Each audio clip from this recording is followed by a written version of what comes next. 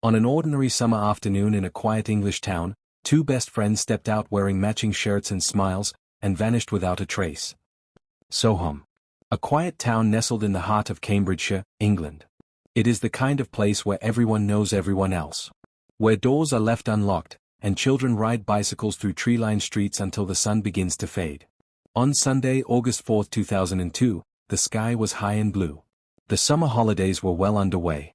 The town was in full bloom. Gardens hummed with the sound of bees. Laughter rang through the neighborhood. And in a modest neighborhood near College Close, two best friends were getting ready for what seemed like just another day. Jessica Chapman was 10 years old. Quiet, thoughtful, and known for her kindness. She loved animals and had recently become fascinated with football, Manchester United, in particular. That summer, she carried herself with the budding poise of someone just beginning to understand the world. Holly Wells was also 10. Bright-eyed, energetic, and full of spirit. She had a laugh that could break tension in any room, and a voice that carried, whether she was singing, chatting, or giggling with Jessica about something only the two of them understood. That afternoon, the two girls had spent time at a family barbecue at Holly's house. It was a typical Sunday gathering, adults with cold drinks in their hands, the smell of grilled food in the air, and children drifting between the garden and the living room in search of something interesting. Just after 5 p.m., the girls decided to go upstairs and change. They emerged minutes later wearing matching Manchester United football shirts. Holly's parents remembered them posing for a quick photo, Jessica with her hair tied back, Holly smiling wide beside her. No one thought twice about the two of them heading out for a short walk. The distance they intended to go was barely a few blocks. Maybe to the local sports center. Maybe just to walk and talk, as girls often do. It was still broad daylight. They promised they'd be back soon. But they didn't come back. As the sun began to sink below the rooftops of Soham, the barbecue wound down. Dishes were cleared, chairs were folded, and conversations turned to the work week ahead. At first, no one panicked. Perhaps they'd stopped by a friend's house. Perhaps they'd lost track of time. But as dusk turned to night and the streets emptied, worry crept in. Holly's mother, Nicola Wells, remembers calling out into the street. Calling their names. Over and over again. No answer. Jessica's parents did the same, first by phone, then on foot. Their friends hadn't seen them. No one had. Flashlights soon lit up the hedges. Garden gates creaked open. The neighbors began to help. Word spread fast in a town this size. Within hours, people were walking the roads, calling out, checking ditches, checking alleys. By nightfall, it was clear. Jessica Chapman and Holly Wells were missing. It was an idea no one in Soham wanted to accept. Children don't go missing here. Not in this town. Not these girls. Jessica and Holly were not the sort to wander far. They were smart. They were careful. They were raised with love. And yet, no one could find them. That night, a deep unease settled over the town. Parents pulled their own children closer. Lights were left on in houses where darkness usually fell by 10. There was a sense, unspoken but felt, that something had shifted. By morning, the police were involved. Posters were being printed. Media vans would soon arrive. Soham, once quiet and tucked away from the world's harshness, was about to become the center of a national search. And while friends, family, and strangers combed the area with hope in their hearts, a quiet question began to rise in whispers. Where could they have gone? And who had seen them last? As night gave way to the early hours of Monday, August 5, 2002, the town of Soham was no longer asleep. A search had begun, but what started as a community effort rooted in hope, was quietly becoming something else. Jessica Chapman and Holly Wells had now been missing for over 12 hours. No sightings. No messages. No evidence of where they had gone, or who they may have seen. Nothing. In the early morning light, police officers knocked on doors one by one. Uniformed and calm, but deliberate. They asked the same questions, again and again. Have you seen these girls? Did you hear anything unusual last night? Was anyone unfamiliar in the area? Most residents shook their heads. Some hadn't even realized the girls were gone. The photo, taken just before they left Holly's house, was now being printed on hundreds of missing posters. Two smiling faces in identical red Manchester United shirts. Bright, carefree. Frozen in time. A small town, now waking to the sharp realization that something was terribly wrong. Kevin and Nicola Wells, Holly's parents, hadn't slept. Their home, once filled with warmth and chatter, now echoed with unanswered questions. There was no sign of a struggle. No missing belongings. No clues at all. Sharon and Leslie Chapman, Jessica's parents, paced the same floors. Called every friend. Checked with every neighbor. They told themselves the girls would walk through the door any minute. But they didn't. By midday, it was official. The girls were declared missing persons. What followed was an extraordinary mobilization. Officers from across Cambridgeshire were brought in. Volunteer teams began combing the nearby fields, footpaths, and wooded areas. Helicopters circled overhead. Dogs trained in scent tracking were deployed. The town was mapped, gridded, and searched, methodically.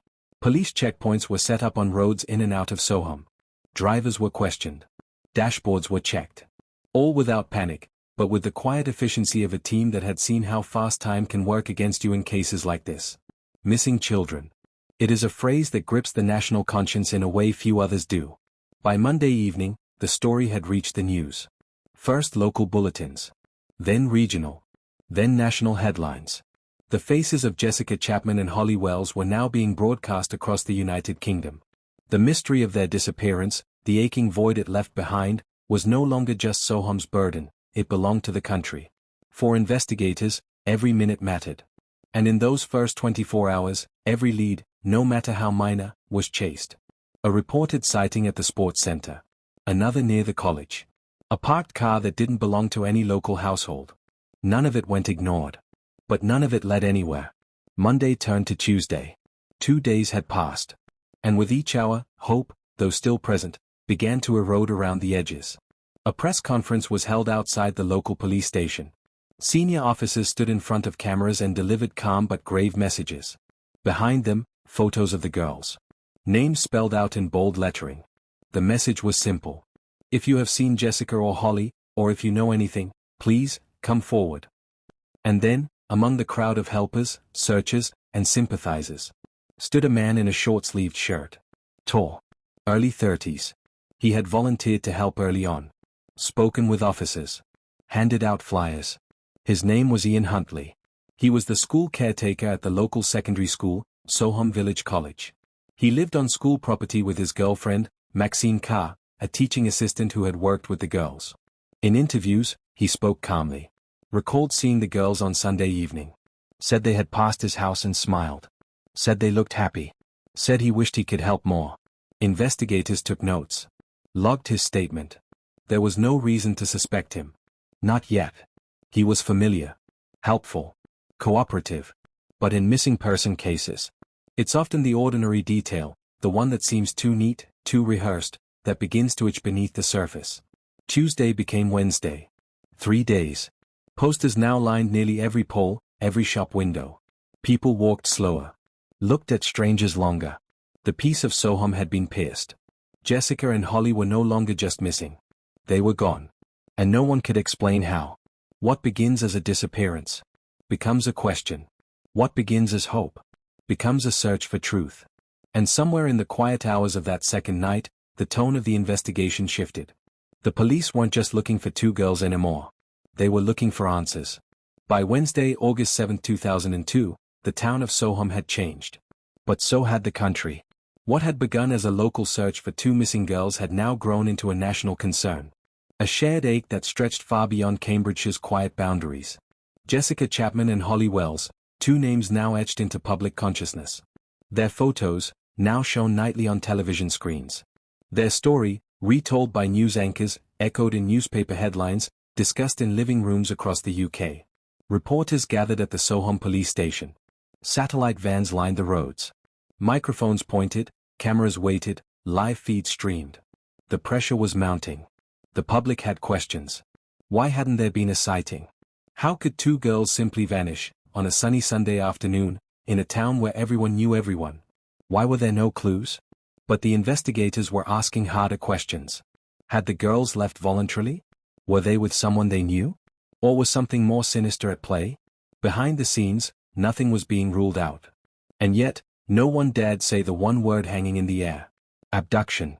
In the homes of Jessica and Holly's families, time had slowed to a crawl. Each phone call brought a jolt. Each knock on the door a moment of breath held. They spoke to the press. Pleaded with the public. Asked, again and again, for their daughters to be returned. They are loved, said Sharon Chapman. They are missed, said Nicola Wells. But with every passing hour, the silences grew louder. The nation responded. Communities across the UK began to organize vigils. Schools lit candles. Football clubs sent well wishes.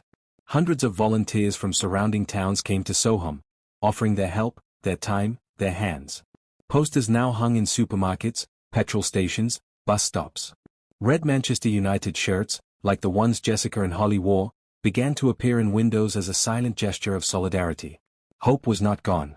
But it was being clung to, tightened like a thread stretched thinner each day. By the end of the first week, investigators had received over 2,000 tips. The phone lines never stopped ringing. Every call was logged. Every potential lead, catalogued. Most led to dead ends. But one thing became clear. The timeline was narrowing.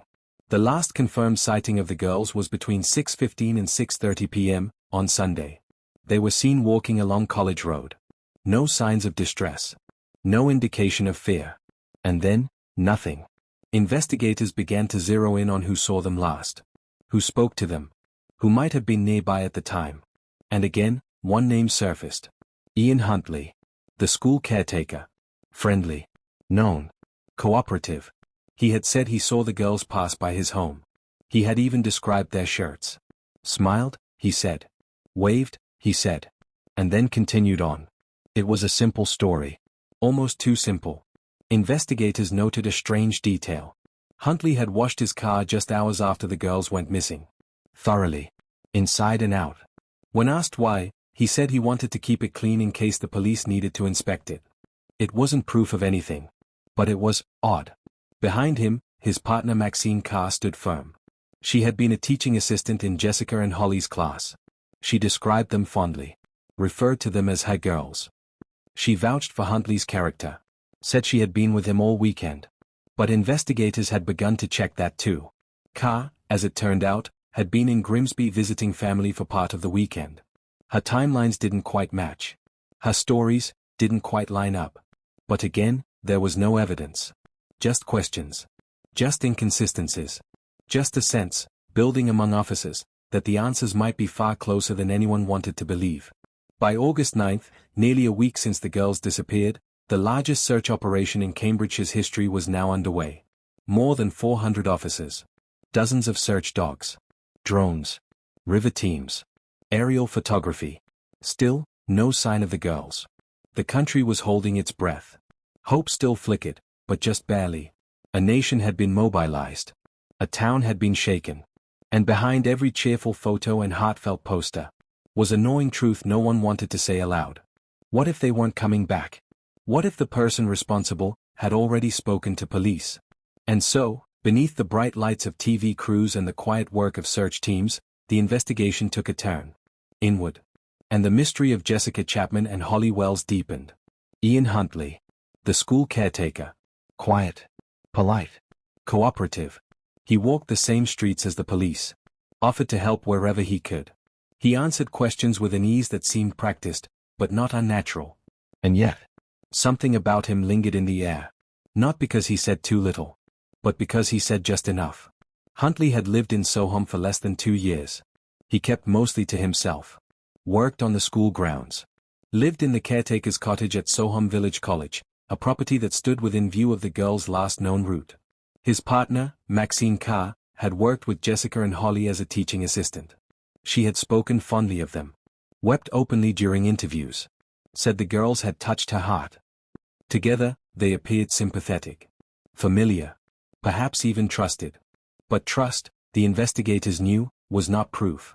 When Huntley gave his original statement, he said he'd seen the girls around 6:15 p.m. on Sunday. Said they'd passed by his house and exchanged a few words. That they'd looked cheerful. And then gone on their way. But investigators noticed something odd. Huntley wasn't repeating his story the same way each time. The phrasing changed.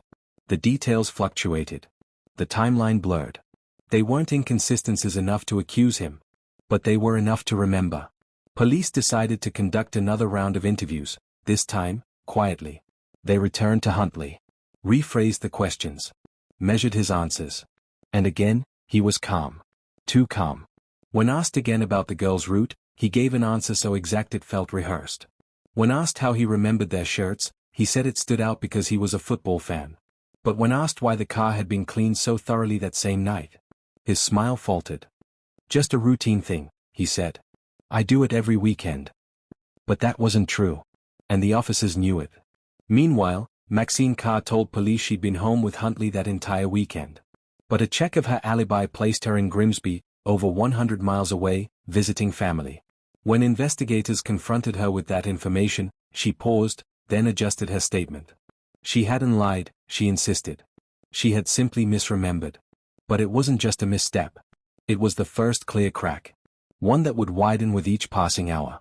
Investigators now had two people tied closely to the girls. One had seen them last. One had worked with them in school. Both had discrepancies in their accounts. Both were now under quiet but close observation. Huntley's home, located right along the route the girls would have walked, had not yet been searched extensively.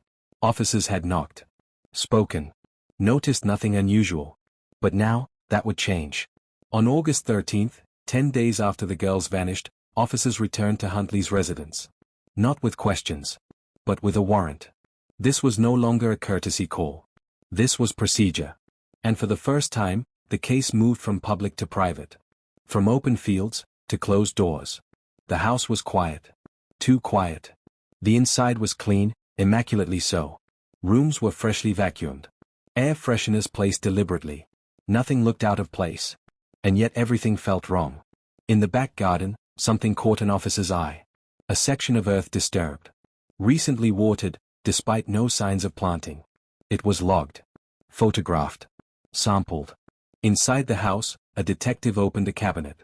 Inside, girls' hair ties. A discarded phone. A burned piece of fabric. Nothing was conclusive. But the tide had shifted. And the quiet man everyone had seen on the news, the helpful caretaker, was no longer just a witness. What had once been a community's hope was now a nation's fear. Because if Jessica and Holly had been led astray, if they had trusted someone they knew, if they had followed a familiar face into that house, then this was no longer a search. It was something darker. In the eyes of the community, Ian Huntley was still just a neighbor. But in the eyes of the investigators, he had become something else. The center.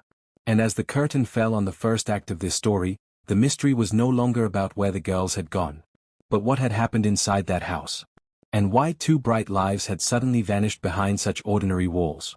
On August 13, 2002, 10 days since Jessica Chapman and Holly Wells disappeared, the investigation quietly pivoted. Public appeals still continued. Posters remained on every lamppost. But the eyes of the Cambridgeshire police had turned inward. And at the center of that turn was Ian Huntley. He was no longer the man giving interviews. No longer simply a helpful caretaker. His name now sat, highlighted, in a file marked persons of interest. Huntley was invited back to the station. Not formally arrested. Not accused. Just, invited. He agreed. Calmly. Willingly. And sat beneath the soft glow of the interview room's harsh lighting. He answered every question. Patiently. Almost too patiently. The officers listened. Recorded. Watched not only his words, but the silence between them. And still, he gave them nothing concrete. No mistake. No confession. Just control. But outside that room, others were speaking. Forensic teams had begun testing samples taken from Huntley's car and home. A pair of burned fibers recovered from the bin. A faint trace of material matching the Manchester United shirts worn by the girls. The evidence wasn't yet definitive. But it was building. Quietly. Steadily. Like a tide beneath the surface. Meanwhile, Maxine Carr was also brought in for questioning. Unlike Huntley, she seemed shaken. Her answers were less rehearsed. Her timeline, once offered with confidence, began to stutter. She insisted she'd been home with Ian the weekend the girls vanished. But her phone record said otherwise. Her travel ticket confirmed it. She'd been in Grimsby, miles away. When pressed, she hesitated. Then, she admitted it. She wasn't home. But she said she wanted to protect Ian. Said he was fragile. Said she was afraid of what people might think. That confession changed everything. Carr had lied. Willingly. On record.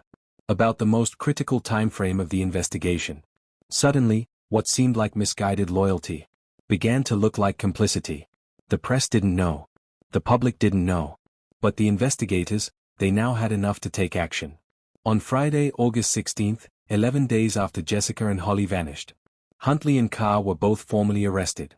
Not charged. Not yet. But officially no longer free to walk away.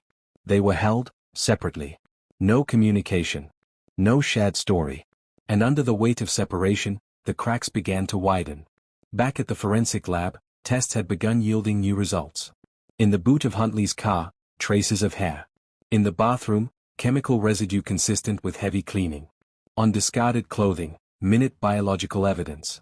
It wasn't yet enough to bring a charge. But it was enough to keep them in custody longer. The pressure was mounting. In the interview room, Huntley remained composed. He denied everything. He looked investigators in the eye. Said he had nothing to hide. That he was being misunderstood. That he'd tried to help. That he missed the girls too.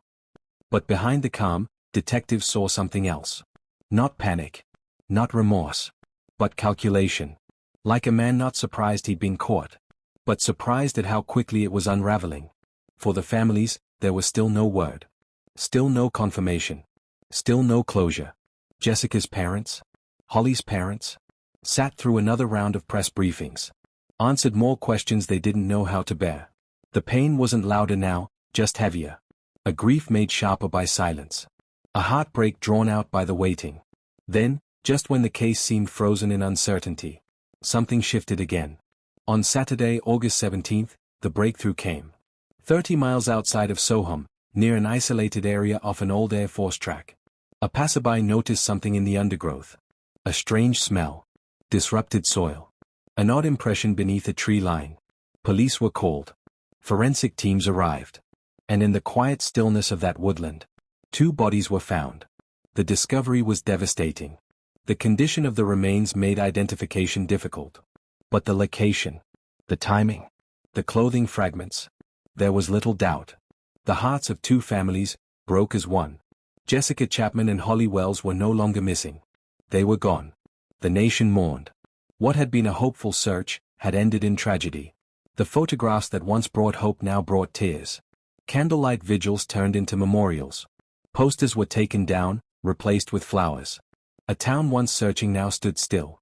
And in the interrogation room, Ian Huntley said nothing. Not to the press. Not to the families. Not even to the police. Silence, now, was all he had left.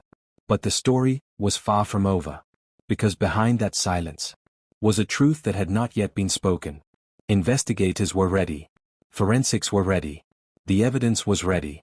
And soon, the man at the center of it all would be asked one final question. Why? The discovery in the woods outside Soham marked a shift not only in the case, but in the very language of the investigation. What had once been a search was now a homicide. What had once been a community effort was now a criminal pursuit. And what had once been suspicion was hardening into certainty. The bodies were found in Lakenheath, Suffolk. 30 miles from where the girls were last seen. Hidden off a secluded path. Partially buried. Their remains were so decomposed that identification would take days. But the scene itself told investigators a story. 2 bodies. Placed side by side. Clothing consistent with the missing girls. Items at the scene. Matched objects once believed unimportant. A distinctive earring. A scrap of red fabric. A single hairband. Quiet traces of lives once bright, now stolen. Meanwhile, back in custody, Ian Huntley remained silent. But silence, the investigators knew, is not immunity. And the truth was beginning to take shape without his permission. Forensic teams re-examined Huntley's vehicle. His red Ford Fiesta had been thoroughly cleaned. But not thoroughly enough. Fibers from the girls' shirts were found embedded in the carpet lining. A partial fingerprint, small, delicate, and smudged, was lifted from the window. In the boot of the car, signs of prolonged heat, likely from a chemical reaction. The back seat told its own silent tale. And with every swab, every test, the story grew louder. Huntley's home, the caretaker's cottage, was also revisited. This time with a different eye. The bathroom had been scrubbed extensively, and the drain pipes had been recently flushed. Chemical traces, bleach, disinfectant, and limescale remover, were found in unusually high concentrations. In the bin, charred remnants of clothing. Burnt plastic. Melted fibers that forensic analysts were now linking back to the girls' outfits. The house, once sterile, now reeked of overcorrection. As if someone had not cleaned to tidy, but to erase. At the same time, Maxine Carr's interviews were growing shorter and shakier.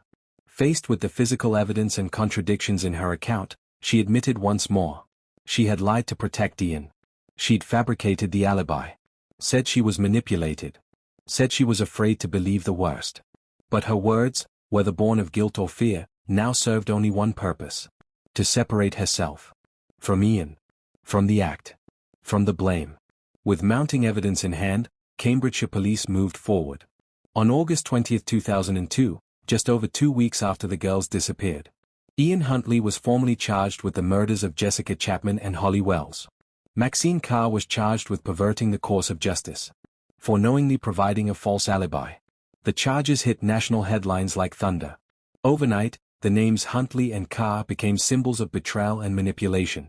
Not just suspects, but the very faces of evil hiding in plain sight. For the families, grief met fury. In their living rooms. In their hearts. In front of flashing cameras they never asked to face. They had held on to hope for 13 days. Now, all they held were photographs. Smiles frozen in time. A bedroom never touched again. Empty chairs at dinner tables. Across Britain, the case gripped the nation. Not just for the tragedy, but for what it revealed. That a man trusted around children. A woman once seen as nurturing. Could, together, walk among neighbors and hide a horror no one saw coming. Parents locked doors. Teachers questioned policies. And a wave of public anger boiled into Parliament and press rooms. Behind the scenes, the Crown Prosecution Service began preparing for trial. Prosecutors pored over every file. Every forensic report. Every timeline. They mapped the girls' movements. Correlated witness accounts. Constructed a minute-by-minute picture of August 4th. The theory they built was chilling. The girls had walked past Huntley's house around 6:15 p.m. He had called them over. Invited them in. Then, something irreversible happened. Whether planned or impulsive, no one knew yet. Huntley wasn't speaking. And the only people who knew the full truth were no longer able to tell it. But science was speaking. And the evidence, cold, silent, but undeniable, was enough. The trial date was set. The public waited. And in the meantime, both suspects were held without bail. Jessica and Holly were laid to rest. A nation watched through teary eyes. 2 white coffins. 2 grieving families. One question no one could answer. Why? Why would someone do this? Why didn't anyone see it coming?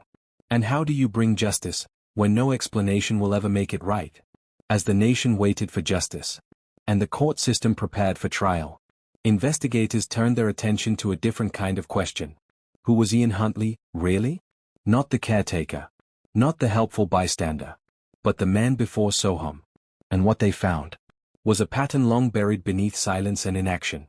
Ian Huntley was born in 1974, in Grimsby, Lincolnshire. By all appearances, an average childhood. Quiet. Reserved. Intelligent. But beneath the surface, something darker stirred. His early school years were marked not by violence, but by a hunger for control. A need to dominate relationships. Especially with girls. Younger girls. As he reached his late teens, police records began to collect incidents. Allegations. Rumors. Girls who said he made them uncomfortable. Or worse, crossed lines no adult ever should. In total, more than a dozen accusations were made over the years. Most from underage girls. None resulted in conviction. Charges dropped. Cases closed. Witnesses too scared to speak again. One by one, the warnings disappeared into forgotten files. He worked in different towns. Changed schools. Changed jobs.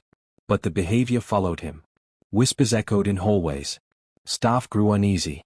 Parents complained. Yet somehow, he remained employable. Cleared by background checks. Given second chances. Systems meant to protect children, failed them. Not because they didn't care, but because the information never followed him. Each police force knew only a piece of the man. No one had the whole picture. In 1999, Huntley met Maxine Carr. She was 10 years younger. Quiet. Naive. A classroom assistant with a gentle disposition. Their relationship, from the outside, seemed unremarkable. But behind closed doors, Carr's friends described a different reality. control, jealousy, isolation. Huntley dictated where she went, who she saw, what she wore. And over time, he separated her from her family and friends. In 2001, they moved to Soham. Carr found a job at St. Andrew's Primary School, the very school Holly and Jessica attended. And Huntley? He was hired as the caretaker. A quiet man. Always present, rarely noticed. He had access to the grounds. Keys to every room. Trusted by staff. Known by students. A position of quiet power. And no one suspected a thing. In hindsight, the red flags are blinding. Previous allegations never flagged on his record. Gaps in his work history never questioned. And Carr, whether blinded by loyalty or broken by fear, never saw the danger. Or perhaps, she saw it, but couldn't accept it. As the backstory came into focus, the story of two girls lost too soon became something more. A tragedy made possible not just by a man, but by a series of missed chances. An overlooked warning in Lincolnshire. An ignored complaint in Northeast Links. A background check that said clear. But only because it looked in the wrong direction. Who failed Jessica and Holly? Was it the system? The school? The police? Or was it all of them, together, each assuming someone else was watching? The question haunted the investigators. Haunted the community. Haunted the nation. Because Ian Huntley didn't appear overnight. He was built, slowly. Enabled. Dismissed. Ignored. In the weeks following his arrest, a full inquiry was ordered by the Home Office. Its aim: to understand how a man with multiple allegations of inappropriate conduct became a school caretaker. What they found was chilling. Huntley had applied under a slightly altered name. Some police forces failed to upload key records. Information remained in local files, never reaching the national database. A procedural blind spot. One that cost lives. And while the world focused on Huntley, Jessica and Holly's names remained the center of the story. Not just as victims, but as two bright, curious girls whose futures were stolen. Holly, who wanted to be a singer. Jessica, who dreamed of becoming a vet. Friends. Teammates. Sisters, in spirit. Gone, but not forgotten. The man behind the mask was no longer a mystery. The system that allowed him in had been exposed. And now, a courtroom would decide the rest. In the coming months, evidence would be laid bare. Testimonies delivered. Lies challenged. And somewhere in that courtroom, amidst the silence of truth finally spoken, the voices of Jessica Chapman and Holly Wells would be heard again. The prison walls were cold. The headlines unrelenting. The weight of two lives lost pressed heavy against the silence of the coming storm. The trial of Ian Huntley was approaching. And in the months that followed his arrest, two opposing forces were quietly gathering strength. The prosecution, determined to prove the unthinkable. The defense, determined to cast doubt on the inevitable. Behind the scenes, prosecutors worked tirelessly. Every shred of forensic evidence. Every timeline. Every witness. Their aim: to create a narrative built not on speculation, but on science, fact, and method. At the heart of it all, two girls, one man, and a brief window of time. The timeline they presented began at 6:15 p.m. August 4, 2002. Jessica and Holly, walking down College Road. A familiar path. Past the local sports center. Past the caretaker's house. A house they had been to before. A face they recognized. The prosecution argued that this familiarity, this trust, became the fatal opening. Ian Huntley likely called out to them. Invited them in. Moments later, that door closed. And they were never seen alive again. Forensics placed fibers from the girls' clothes in Huntley's car and bathroom. Burnt remains of clothing were recovered from the rubbish bin behind his house. Maxine Carr's alibi, once a shield, had shattered under scrutiny. Her confession sealed that break. Phone records. Carpet fibers. Chemical traces. All pointed inward, toward that house, that car, that man. Huntley's legal team began to craft their counter-narrative. They admitted the girls had likely been in his house. But what happened there, they argued, was not murder. Huntley would later claim the deaths were accidental. That one girl had fallen into the bathtub while unwell. That the other panicked, and suffered a similar fate. But his explanation came too late. And too conveniently. He had cleaned the scene. Hidden the bodies. Lied repeatedly. Actions not of a man mourning an accident, but of a man covering a crime. The prosecution prepared to dismantle this claim in court. piece by piece. They focused on intent, opportunity, and deception. Why invite them in? Why hide the evidence? Why burn their clothes? Why lie to police? These were not the decisions of a panicked man. These were the steps of someone trying to erase his guilt. As the legal teams prepared for battle, the families prepared for something even harder. Sitting in a courtroom, listening to the final moments of their daughters' lives. Sharon and Kevin Wells. Leslie and Rebecca Chapman. Two sets of parents whose grief had become a national mirror. Their courage was quiet, but unshakable. The trial was scheduled for late 2003, over a year after the murders. Location, the Old Bailey, London. One of Britain's most iconic courtrooms. A place where the most serious of crimes faced the full force of justice. Security was heightened. The media presence, inescapable. The public would not just watch. They would witness. For the justice system, this was more than a murder trial. It was a reckoning. A test of how a country responds when innocence is stolen. Not by a stranger in the shadows, but by someone trusted. Someone inside the system. Someone with keys to the gate. And then there was Maxine Carr. Her case was separate, but intertwined. She stood accused of knowingly providing a false alibi, of lying to police during an active investigation. Her defense claimed she was manipulated, emotionally dependent, blind to the truth. But the prosecution argued. She knew. Or at least, suspected. And in the critical hours when two girls were missing, she gave a murderer time to hide his crimes. As the final days before trial ticked away, Soham prepared itself for closure. Or something close to it. But for many, closure seemed impossible. What justice could measure up to what had been lost? What sentence could silence a nation's mourning? The stage was set. Witness lists finalized. Exhibits tagged. Evidence boxed and ready to be unveiled. Ian Huntley, no longer the caretaker, no longer the quiet man next door, would face the consequences of a truth long hidden. In just days, the courtroom doors would open. The jury would be seated. And the final chapter would begin. November 5, 2003. The Old Bailey. London's most solemn court sat in full form. The courtroom was quiet. Not from lack of interest, but because every seat was filled with the weight of expectation. Two little girls. One man accused of ending their lives. And a country holding its breath. Ian Huntley stood in the dock. Dressed in a dark suit. Pale. Still. Surrounded by security, separated from the public by thick glass. He entered a plea. Not guilty to 2 counts of murder. Guilty only to the charge of preventing the lawful burial of a body. It was a calculated admission. Enough to suggest cooperation. But not enough to claim full responsibility. Then came the prosecution. Calm. Unyielding. Prepared. The lead prosecutor stood and addressed the jury. This case concerns 2 innocent girls, aged 10, who vanished on a summer afternoon, and the man who deliberately deceived the police, the public, and even those closest to him. The jury was shown images. A timeline. Maps of Soham. Security footage. And then, the first chilling piece of evidence. The last known image of Holly and Jessica. Taken at 5:04 p.m. on August 4th. Smiling. Dressed in their matching Manchester United shirts. Happy. An image now burned into a nation's memory. The prosecution laid out the timeline. From the moment the girls left the house, to when they were spotted walking down College Road, to when they vanished from public view. Then came forensic analysis. Fibers from their clothing found in Huntley's home. Hair strands matching Jessica and Holly discovered on his clothing. Burnt remnants of their clothes recovered from a trash bin behind the caretaker's cottage. The jury listened as experts explained the significance of each thread.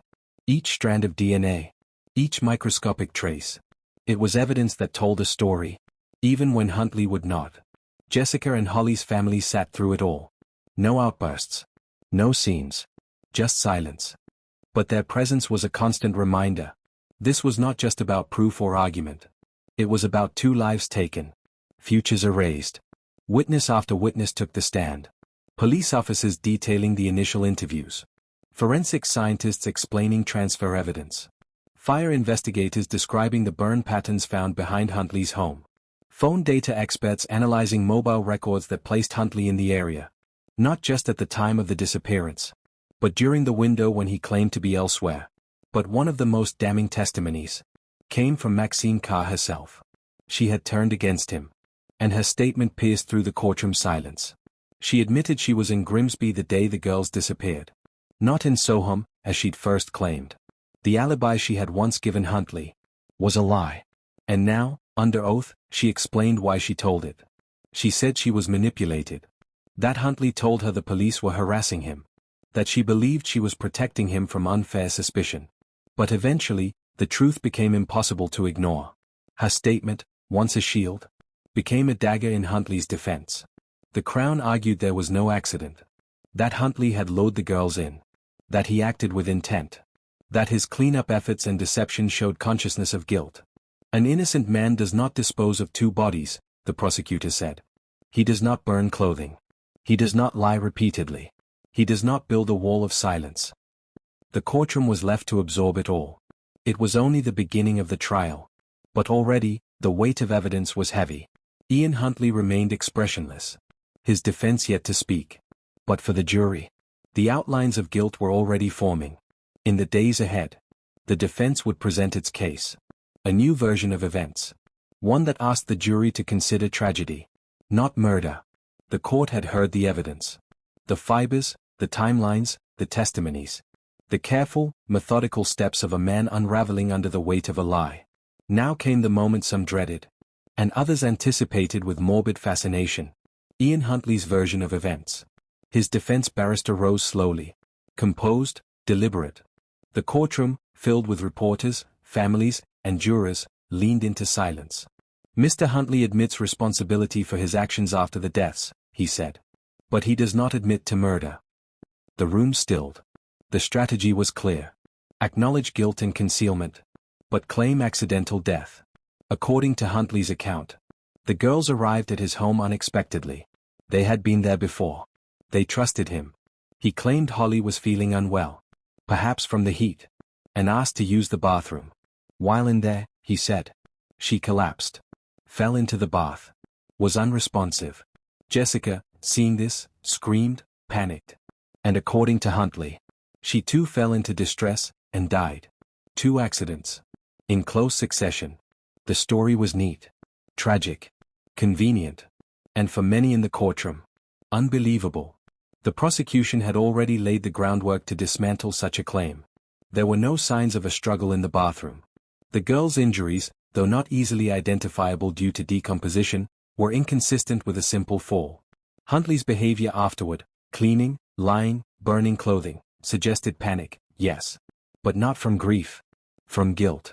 When Huntley took the stand in his own defense, the courtroom held its breath. His voice was measured. At times soft. At times confident. He expressed regret. Claimed he had not known what to do. Said fear overtook reason.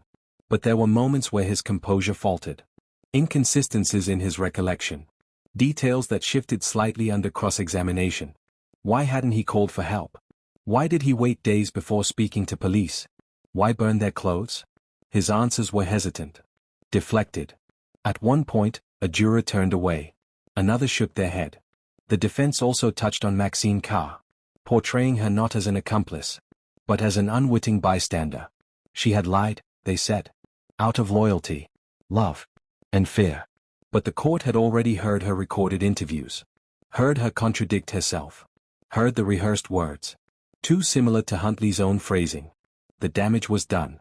Outside the court, the nation followed every headline. The tabloid screamed betrayal. Evening news showed courtroom sketches. Audio clips from official statements. And interview reels from earlier days in Soham. Public opinion had formed long before the trial began. But now, even the most neutral observers struggled to believe the defense. Through it all, the Wells and Chapman families remained present. Watching. Listening. Suffering. They had no outbursts. Just quiet strength. And eyes fixed on the man who had taken their daughters from them. By the end of the defense presentation, the court had heard everything Huntley had to say. But what remained was not clarity. Not compassion. Only contradiction. The jury would soon be asked to decide whether this was the case of a man who panicked, or a predator who planned. The defense had spoken. But its echoes were thin. Unable to drown out the forensic trail. The lies. And the silence that followed 2 young girls into a house they never walked out of. December 17, 2003. The Old Bailey. London. Day 27 of the trial. The air inside the courtroom was heavy, as though the walls themselves had been holding their breath. Through weeks of harrowing testimony, now, it was time. 12 jurors, 2 families, 1 man, and a verdict that would shape the memory of a nation. The judge re-entered the courtroom. The jury filed in. The room fell into total silence. No movement. No rustle of papers. Only the soft hum of electric lights. And the thunderous anticipation of what would be said next. The clerk stood. Members of the jury, have you reached a verdict upon which you are all agreed? A forewoman rose. Yes. She looked toward Ian Huntley, who sat motionless in the dock. Then she spoke. On the count of murder of Holly Wells, guilty. On the count of murder of Jessica Chapman, guilty. There was no outburst. No cheers. No cries. Just silence. Grief does not always scream. Sometimes, it sits. Unmoving. Letting the weight of truth settle in. Ian Huntley showed no visible emotion. He looked down. His hands clasped. But the stillness in his face could not erase the storm he had caused. Maxine Carr, tried separately for perverting the course of justice, had earlier been found guilty. She was sentenced to 3.5 years in prison, but would serve just over half. For the families of Holly and Jessica, the verdict offered no closure, but it offered something else. Certainty. The judge addressed Huntley directly. You are a danger to young girls. You lied, you obstructed the investigation, and you showed no remorse. You will serve life imprisonment, with a minimum term of 40 years. For Huntley, it was a sentence that meant he would likely never walk free. For the country, it was a moment of justice, but not of healing. In the months that followed, the ripples of the Soham murders spread far beyond the courtroom. Yet, the memory of Holly Wells and Jessica Chapman would remain the moral compass of that change. Every photo, every birthday that passed, every school yearbook that did not include them, was a quiet reminder of what had been lost. They had only wanted to enjoy a summer evening, to laugh, to live. Instead, their names were etched into history, as victims of trust betrayed, and as the reason the world now watches more closely over its children. In the end, justice came. Not with noise, but with truth. And a verdict that tried, in its own way, to speak for 2 young girls who could no longer speak for themselves. Holly Wells. Jessica Chapman. Gone. But never forgotten. The trial had ended. The sentence passed. But in Soham, and across the United Kingdom, the echoes of Holly Wells and Jessica Chapman's story did not fall silent. In fact, they had only just begun to shape the future. Soham tried to return to normal. Shops reopened. School bells rang again. Families resumed their lives. But nothing was quite the same. Every street corner, every swing set, held the weight of memory. A reminder of 2 girls who were once just playing, laughing, dreaming. Across the country, questions grew louder. How had Ian Huntley, a man with past allegations, slipped through the system and into a school? The answer was chilling. Fragmented records, miscommunication between police forces, and a lack of centralized vetting protocols. The media called it a failure. The families called it a betrayal. And the government could not look away. In December 2003, then Home Secretary David Blunkett announced a full public inquiry. It would be led by Sir Michael Bichett. A mission to investigate what went wrong, and how to ensure it would never happen again. The Bichett inquiry exposed critical gaps. Huntley's past allegations of sexual relationships with underage girls had not been properly recorded or shared. Background checks were inconsistent. There was no single, unified system for vetting school staff. The response? Reform. In 2012, the Disclosure and Barring Service, DBS, was launched, combining criminal records and background checks to create a national safeguarding system. From then on, no teacher, coach, or youth worker would be allowed to work with children without first passing through a rigorous screen. But legislation was only part of the story. Holly and Jessica's death struck a deeper chord. Communities began talking about trust, about safety, about the illusion of safe neighborhoods. Schools introduced new protocols. Parents became more vigilant. And the phrase stranger danger returned to classrooms and dinner tables alike. In Soham, memorials were built. Trees planted in their names. Candlelight vigils held every August. The girls were no longer just headlines. They were symbols. Symbols of innocence taken, but also of change born from tragedy. In interviews years later, both families spoke of their journey through grief. They didn't speak of revenge. They spoke of resilience. Of creating space for memory, not bitterness. Kevin Wells, Holly's father, once said, "We can't bring them back. But if their story saves one child, it's not all in vain." And it did save lives. The legacy of Holly and Jessica has since reshaped how institutions protect children in the UK. Teachers, coaches, volunteers, all now pass through a gate their memory helped build. Some stories end with justice. Others end with reform. This one ends with both. But above all, it ends with remembrance. Not just of how two girls were lost, but of how the world responded. And how, in their names, the world resolved to never look away again. For Holly, for Jessica, their voices may be gone, but their story still speaks. Time moves forward, but memory stays. It lingers in the air of a small town, in the silence of a school corridor, in the quiet dignity of two families who live with absence. Every single day. Soham, years on, has changed. New families have moved in. Children laugh again in playgrounds. Summer returns, as it always does.